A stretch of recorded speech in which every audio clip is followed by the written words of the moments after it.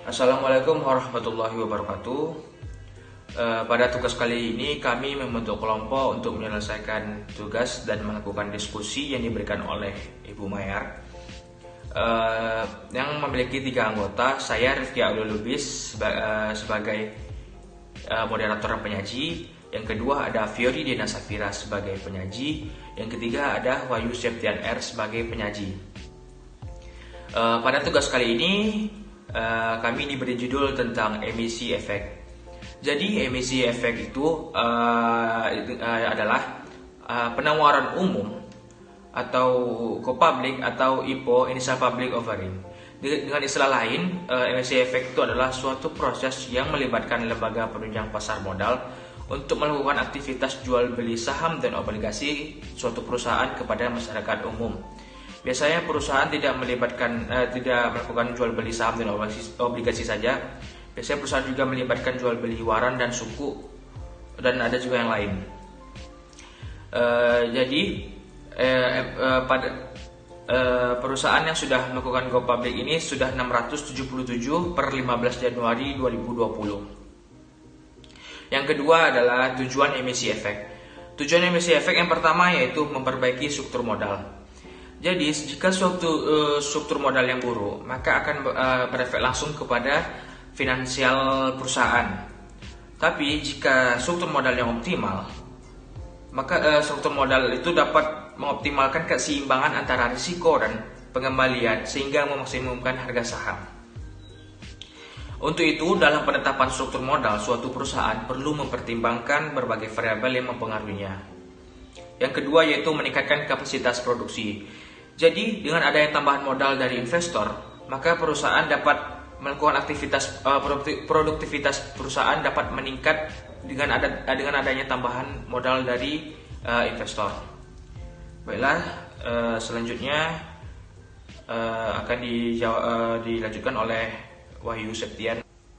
Baiklah, saya Wahyu Septian akan melanjutkan penyampaian materi yang sebelumnya sudah disampaikan oleh Saudara Rifki. Tujuan emisi efek selanjutnya yaitu memperluas pemasaran. Dengan adanya penambahan modal yang sangat besar, kita bisa melakukan pemasaran yang maksimal, seperti melakukan iklan, promosi penjualan, dan melakukan hal-hal lain yang tentunya meningkatkan pemasaran. Selanjutnya yaitu memperluas hubungan bisnis. Bagi perusahaan-perusahaan yang sudah maju, jika ingin maju lagi dan ingin bertambah besar, kebanyakan mereka melakukan kombinasi bisnis agar perusahaannya semakin besar. Yang terakhir adalah meningkatkan kualitas manajemen. Selanjutnya, slide kelima adalah tahapan go public. Tahapan pertama yaitu penunjukan underwriter dan pelengkapan dokumen. Underwriter adalah bank komersil atau perusahaan pialang yang ingin menjadi penjamin bagi perusahaan tersebut. Kemudian jika dokumen-dokumen tersebut sudah lengkap, barulah melakukan penyampaian kepada Bursa Efek Indonesia dan Otoritas Jasa Keuangan. Di Bursa Efek Indonesia, mereka akan menelaah dokumen-dokumen tersebut dan melakukan pemanggilan kepada underwriter dan perusahaan tersebut untuk mempresentasikan perusahaannya. Sementara itu, di Otoritas Jasa Keuangan, mereka juga akan menelaah seberapa efektif dokumen tersebut. Jika dinyatakan efektif, barulah bisa perusahaan tersebut melakukan penawaran umum ke saham publik. Penawaran umum ke saham publik ini biasanya terjadi 1-5 hari kerja. Setelah perusahaan melakukan penawaran umum saham kepada publik, barulah perusahaan tersebut melakukan pencatatan dan perdagangan saham perusahaan di Bursa Efek Indonesia. Bursa Efek Indonesia akan menyetujui dan mengumumkan pencatatan saham perusahaan dan memberikan kode saham. Kode saham berguna untuk sebagai identitas agar dikenal oleh investor secara luas. Setelah itu barulah perusahaan tersebut sahamnya bisa diperdagangkan baik melalui broker ataupun perusahaan-perusahaan yang berada di bawah Bursa Efek Indonesia. Slide selanjutnya yaitu adalah lembaga penunjang pasar modal. Ada 4 lembaga. Yang pertama Biro Administrasi Efek, yang kedua adalah Bank Kustodian, yang ketiga adalah Wali Amanat, yang keempat adalah Pemeringkat Efek.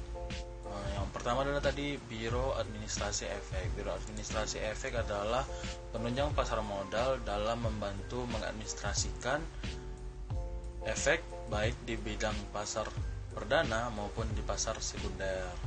Kedua yaitu tadi Bank Kustodian adalah lembaga yang memberikan jasa penitipan terhadap efek dan harta lainnya yang berkaitan dengan efek dan jasa-jasa lainnya.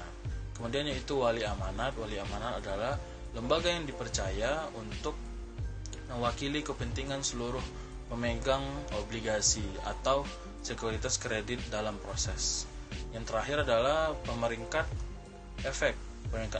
Pemeringkat Efek adalah perusahaan swasta yang memberikan peringkat atau ranking kepada efek, saham, atau obligasi yang memiliki tujuan memberikan pendapat independen, objektif, dan jujur atas resiko suatu efek utang. Slide selanjutnya yaitu profesi penunjang pasar modal. Ada beberapa profesi yang bisa menunjang pasar modal dengan baik. Yang pertama yaitu angkutan publik, yang kedua notaris, yang ketiga konsultan hukum, yang keempat adalah penilai. Yang pertama tadi angkutan publik. Angkutan publik memiliki tugas sebagai mengaudit laporan keuangan baik perusahaan yang ingin go public ataupun perusahaan yang sudah melantai di bursa. Angkutan publik juga memiliki kewajiban mempublikasikan laporan keuangan baik di kuartal, semester, dan tahunan. Kemudian notaris. Notaris adalah orang yang berwenang atau berhak untuk mengubah dana anggaran dari emiten. Konsultan hukum adalah ahli hukum yang memberikan dan menandatangani pendapat hukum mengenai emisi atau emiten. Yang terakhir adalah penilai. Penilai adalah jasa profesional yang mana bisa menentukan nilai wajar suatu aktiva di suatu perusahaan. Baiklah, selanjutnya akan disampaikan oleh Fiori Denasafira. Baiklah, Assalamualaikum warahmatullahi wabarakatuh. Perkenalkan, nama saya Fiori Denasafira. Selanjutnya, saya akan menjelaskan mengenai materi divestasi. Divestasi ini adalah kebalikan dari investasi. Jika yang dimaksud dengan investasi adalah penambahan aset, maka yang dimaksud dengan divestasi adalah pengurangan jenis aset yang dimiliki oleh seseorang atau perusahaan. Sebagai contohnya, ketika seseorang yang berinvestasi di saham menjual sejumlah lot saham saat harga tinggi, divestasi yang dilakukan ini akan menambah pendapatan investor. Selanjutnya, adapun motif dari divestasi sendiri yaitu pertama, perusahaan atau investor ingin fokus pada bisnis terbaik yang memberikan keuntungan tertinggi. Itu sebabnya kebanyakan divestasi dilakukan bukan pada aset utama. Yang kedua, menghasilkan keuntungan besar di saat yang tepat, seperti menjual bisnis, instrumen investasi saat harga tinggi, dan lainnya. Yang ketiga, yaitu mengurangi potensi kerugian atau kegagalan yang lebih besar karena aset yang dijual tidak lagi menguntungkan. Baiklah, selanjutnya. Adapun motif divestasi dari segi lainnya yaitu pertama, alasan internal perusahaan. Alasan-alasan tersebut bisa berupa pertama, ingin kembali ke kompetisi inti, yang kedua, menghindari sinergi negatif, yang ketiga, melepas bisnis usaha yang tidak menguntungkan lagi, keempat, kesulitan keuangan, kelima, perubahan strategi atau prioritas, keenam, mencari tambahan dana segar untuk bisnis utama atau kebutuhan tertentu, ketujuh, melepas unit bisnis agar bisa berdiri sendiri. Selanjutnya, alasan lainnya yaitu alasan kedua, alasan eksternal perusahaan. Alasan eksternal perusahaan melakukan divestasi adalah adanya paksaan dari pemerintah, permintaan kreditur, ataupun dari investor. Selanjutnya, Adapun dampak yang ditimbulkan oleh divestasi yaitu pertama, rebalancing pada neraca keuangan. Yang kedua, perusahaan kehilangan potensi pendapatan. Yang ketiga, lepas saham perusahaan. Baiklah, sekian. Terima kasih atas ketersediaan waktunya untuk mendengarkan penyampaian materi dari kami. Wabillahi taufik wal hidayah. Wassalamualaikum warahmatullahi wabarakatuh.